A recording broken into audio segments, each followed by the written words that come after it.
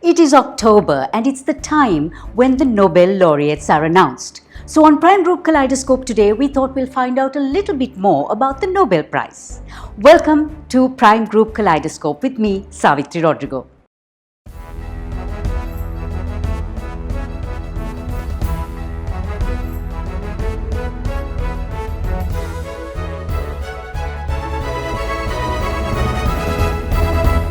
"120 years ago, the inventor of dynamite, the Swede Alfred Nobel, mooted the Nobel Prize. No one quite knows why, but speculation is that he felt remorse for having invented a substance that causes death and destruction. The first Nobel Prize for Physics was awarded in 1901, and Marie Curie was the first woman to win a Nobel Prize, not once but twice, in 1903 for physics and in 1911 for chemistry. Srilanka's Professor Mohan Munasinghe was a joint winner for the Peace Prize in 2007. With those tidbits about the Nobel Prize on our show today, we take some quick notes on the central bank's 6-month roadmap and set off on some travels to Vienna to meet an island girl and to London to chat with Sri Lankan-born, British-based YouTube megastar. Welcome to 88 Residence Katadua. Invest just 3 million and own your dream home. Pay 25% in 2.5 years, 55% at the handover with zero interest. Prices starting from 14.5 million. 0710 888 444. 88 Residence, Prime Group. Welcome to a quick look at the week that was on Snapshot. For the fourth consecutive month, Sri Lankan exports brought in over $1 billion in September. Sri Lanka's inflation rate dipped to 5.7% in September from 6% in August. Year on year, Sri Lanka's construction industry grew by 18.2%, while the real estate industry registered 5.5% growth. Despite the pandemic, Sri Lanka's unemployment dipped to 5.1% in the second quarter of 2021 from 5.7%. Selingco Life is the only insurance company to be named among the top 10 most admired companies in Sri Lanka for 2021, as compiled by SEMA and the ICCSL. An artist who was paid $84,000 to create 2 works of art displayed 2 blank canvases, titling them "Take the Money and Run."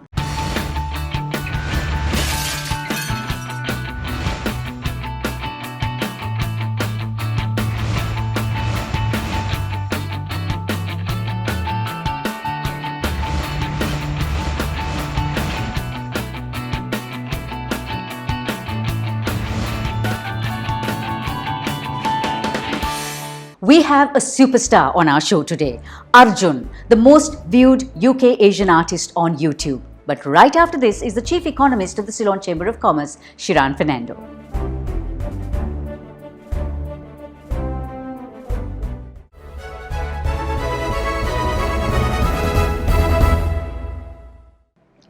Welcome, you're watching Prime Group Kaleidoscope and this is the news capsule.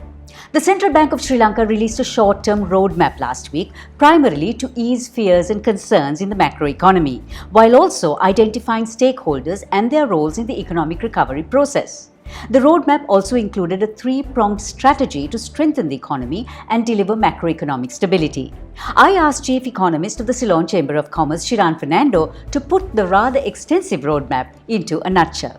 Some interesting short-term steps was there was a removal of the cash margin requirement, the 100% cash margin requirement imposed a few weeks back, and there were also announcements of buying back some of the international sovereign bonds, in particular the ones that are due in January and July.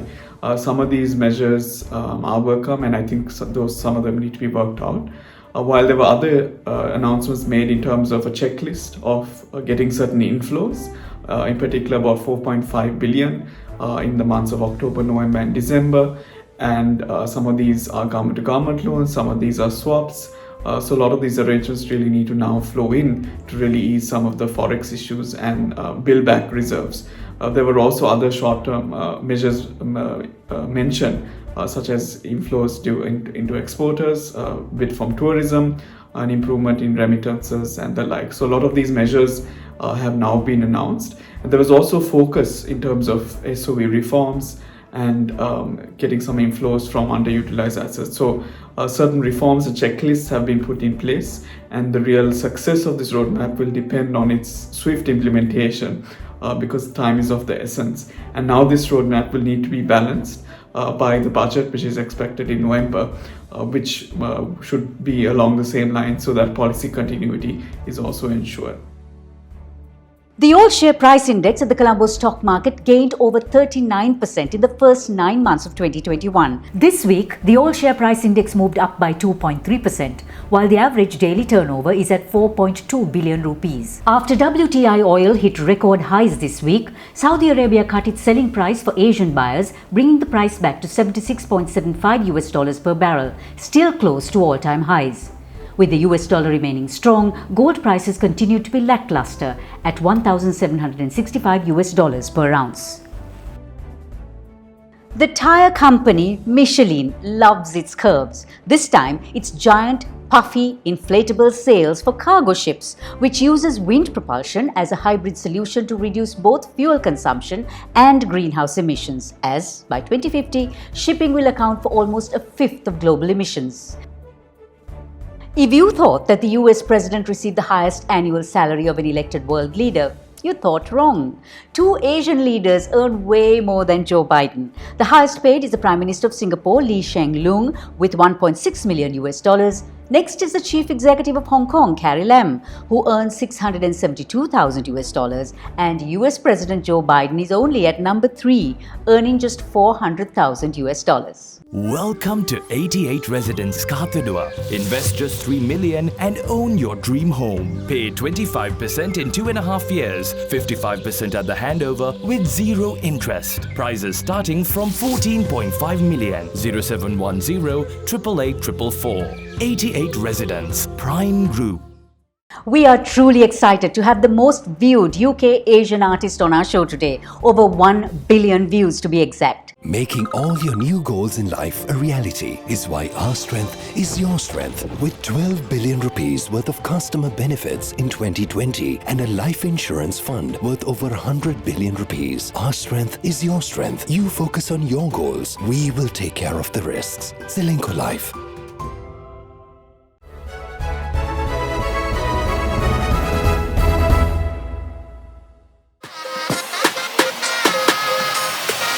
I'll give you love, ignite the fire. Girl, I can see inside your heart. I know it's tough, I know you're tired, but baby, we can light it up. His concerts are packed to capacity with over 200,000 fans, with a fan base covering all 5 continents. When India's biggest record label T-Series signed him up, his first single, I'll Be Waiting, racked up over 72 million views. He is the most viewed UK Asian artist on YouTube with over 1 billion views. He headlined the London Mela in 2019, lit up the Empire State Building for Diwali, has performed at Wembley Arena and Times Square. He has 1.5 million Facebook fans, 450,000 Instagram followers and 105,000 Twitter followers. And most recently, he put his soulful vocals into Yohani's phenomenal song, Manike Mage Hipe.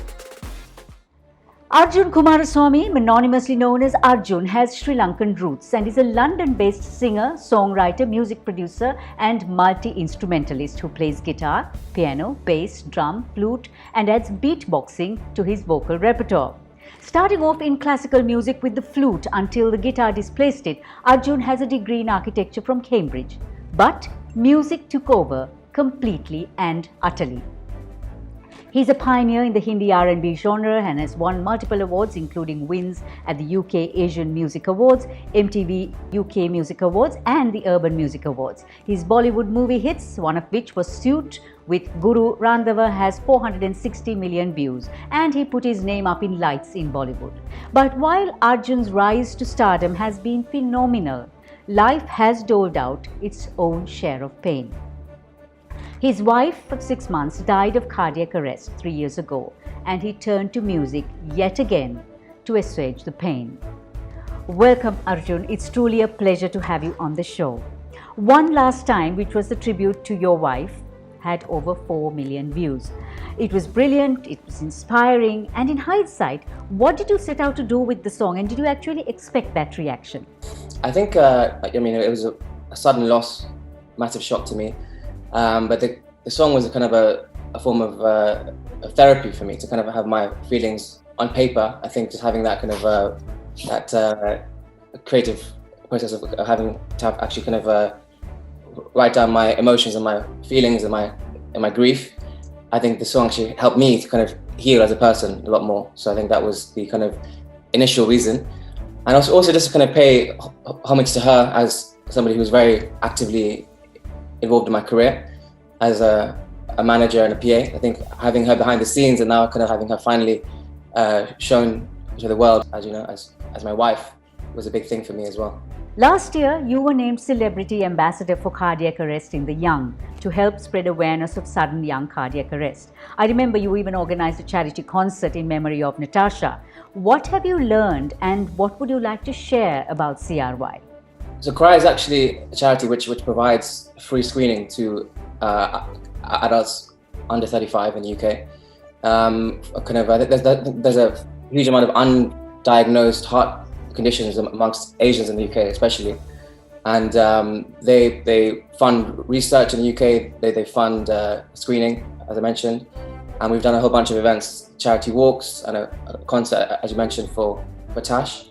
So I think a cause very close to my heart, obviously, because of what's happened. So yeah, amazing charity for sure. You are a pioneer in the Hindi R&B fusion genre. What made you actually go into this unique genre, and why did you think it would work? Right, so obviously I was brought up in the UK with a whole bunch of Indian friends.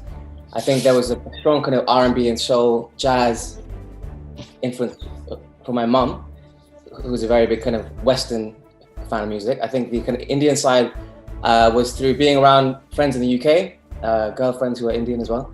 I think that the kind of East and West fusion is what kind of summarizes my vibe as a person also. I think obviously being born in Sri Lanka but brought up in the UK, I think that East meets West fusion is what kind of sums me up as a person. So your roots have considerable influence in both finance and sports, and you have a degree in architecture from Cambridge. But you went into music, not the easiest career to conquer, but you did that.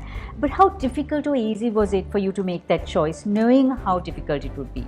My family was to have a degree first, kind of finish my studies first. So that was obviously that was that kind of fallback option available to me. I think from a young age I was always in bands. I was in a rock band, a jazz band in school. I was writing songs when I was about 13, 14. I think that kind of love of arts was always there. I think having that kind of push from my mum's side, who's also quite creative as well. I think having that kind of family help at home was useful. What is it about Yohani's Manike Magahite that made you do a cover with Sadishan and her? I hadn't heard a singular song which had that kind of infectious melody. I think obviously I spent most of my career doing Asian fusion, but more Hindi, Punjabi, Tamil. But I've kind of been waiting for a song to rework with a singular twist. I think that was the kind of first song which kind of captured my imagination, as it were. And kind of having my English R&B spin on it was, I guess my formula has always been to take a song which has an Asian vibe to it, add my English flavors to it, and that obviously has worked out. So your version somehow sounds like an ode. Is it to Yohani or Natasha? I kind of draw in emotions that I have in every song I write. It tends to have some kind of personal connection to me, but it wasn't to Yohani per se, but I was obviously inspired by her and her voice. It's been a true pleasure, Arjun, to have you on the show, and good luck with whatever is on your to-do list for the near future. That was Arjun Kumaraswamy, better known as Arjun as the world knows him. Undeniably one of the most successful UK Asian artists on YouTube. Over 1 billion views says something for his success. You've been watching Prime Group Kaleidoscope's Srilanka Life. Let's talk.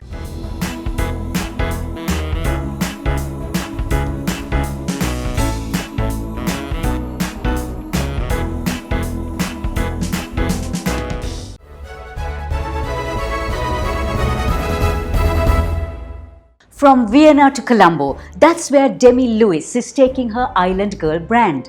Trendy accessories and sustainable textiles built on a platform of an independent lifestyle label representing her heritage and the beauty of all women. Today on Life in 60, we put on some glam sunnies with Demi. Our mission is basically to become this independent lifestyle label. Island Girl should not just be a brand, but it's an ideology, it's a philosophy. You live it, you wear it, you live it. Yeah? It's basically about women empowerment, inclusivity, talking about gender, sex, class, finding yourself, finding your identity. You're an island girl, I'm an island girl. We're rebellious, we're this power woman, but yet so shiny. We should all reflect and just find the island girl in all of us. So we have textiles, they're organic cotton. We have accessories, we have sunglasses. I'm so happy to launch this back home in Sri Lanka.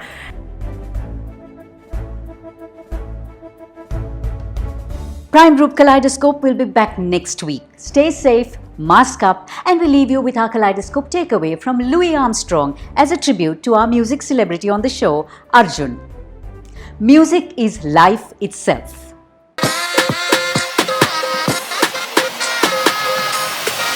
I'll give you love, ignite the fire.